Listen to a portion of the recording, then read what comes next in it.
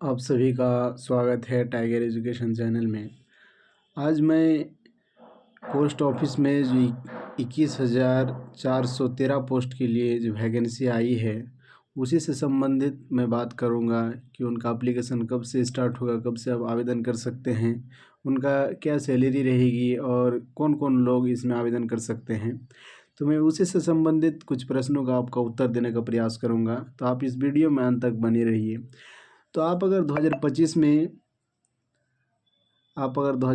में बिना एग्ज़ाम दिए नौकरी लेना चाहते हैं तो आपके लिए ये सुनहरा मौका है कि 21,413 पोस्ट के लिए वैकेंसी निकाली गई है। ठीक है, इसका कोई एग्ज़ाम प्रोसेस नहीं होता है, बल्कि आपका मैट्रिक के परसेंटेज के हिसाब से ही आपका मेरिट बनता है।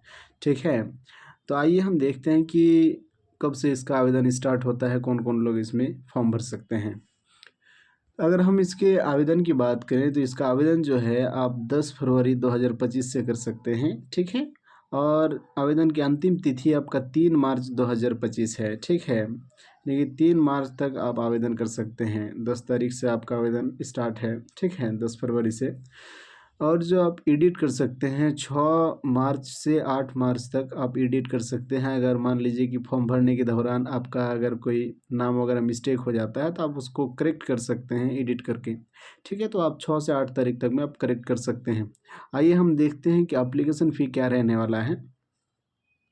अगर हम एप्लीकेशन फ़ी की बात करें तो एप्लीकेशन फ़ी जो है SC ST और PWD कैंडिडेट को एक भी रुपया नहीं लगेगा, यानी आपका बिना आप पैसा दिए भी आप फॉर्म को भर सकते हैं, आप अगर इस कास्ट में आते हैं तो। ठीक है, अगर आप अदर कैंडिडेट हैं यानी कि EB से हैं, जनरल हैं, तो आपको 100 रुपया लगेगा फॉर्म को भरने के लिए, ज़्यादा रुपीज़ नहीं रखा गया है। ठीक है, और आप बिना एग्ज़ाम दिए ही इस नौकरी को ले सकते हैं। इसमें आपको एग्ज़ाम देना नहीं पड़ता है, बिना एग्ज़ाम दिए ही मैट्रिक के आधार पर ही आपका परसेंटेज यानी कि मेरिट बनता है। ठीक है, आइए हम देखते हैं कि इसके एज लिमिट क्या है। एज लिमिट की अगर हम बात करें तो 3 मार्च 2025 के हिसाब से जो है आपका कम से कम 18 साल होना चाहिए और अधिक से अधिक 40 साल होना चाहिए। ठीक है, 3 मार्च 2025 के हिसाब से आप अपना एज देख लीजिएगा।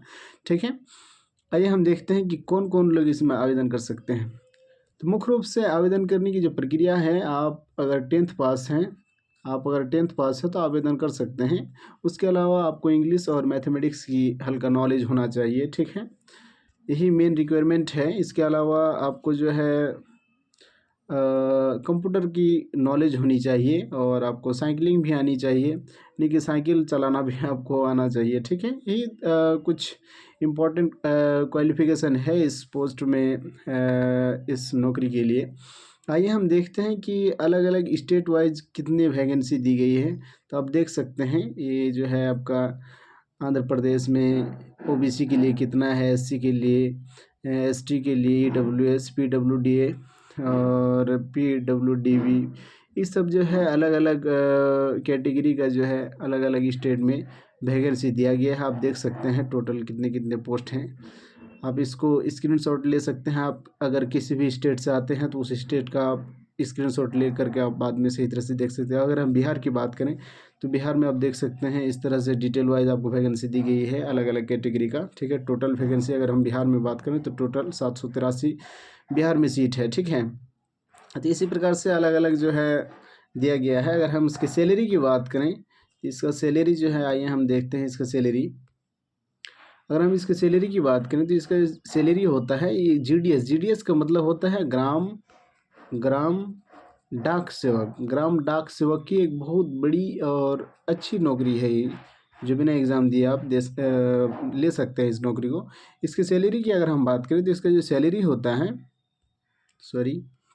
इसका जो सैलरी होता है वो 12,000 से लेकर के 29,380 रुपये तक हो सकता है। इसमें भी अलग अलग कैटेगरी है। आइए हम कैटेगरी को देखते हैं कि कौन लोगों को कितना मिलने वाला है।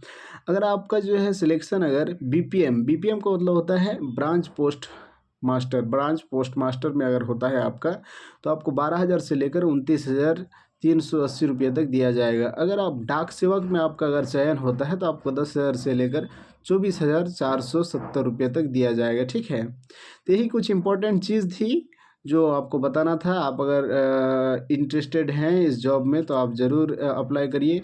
ठीक है, अरे होना नहीं होना वो दूर की बात है, ठीक है, आप अप्लाई करिए, अगर होने का रहेगा तो हो जाएगा। लेकिन आपका जनरली होता क्या है कि 90% से अगर कम मार्क्स है आपका, तो फिर आपका होने का चांसेस बहुत कम रहता है। अगर 90% से ज़्यादा अगर आपका 10th में नंबर है तो आप ज़रूर अप्लाई करें, ठीक है। अगर 85 के अबव है तो भी आप अप्लाई कर सकते हैं, देख सकते हैं होता है कि नहीं होता है। ऐसा नहीं है कि मतलब जो है अप्लाई कर देंगे तो सब रिजेक्ट हो जाएगा। आप 85% से अगर आपका मैट्रिक में ज़्यादा नंबर है तो आप अप्लाई कर सकते हैं, ठीक है। मुझे चांस मिल रहा है तो ज़रूर मौका का फ़ायदा उठाइए, ठीक है। तो आज के लिए इतना ही, फिर मिलते हैं नेक्स्ट वीडियो में, तब तक के लिए जय हिंद।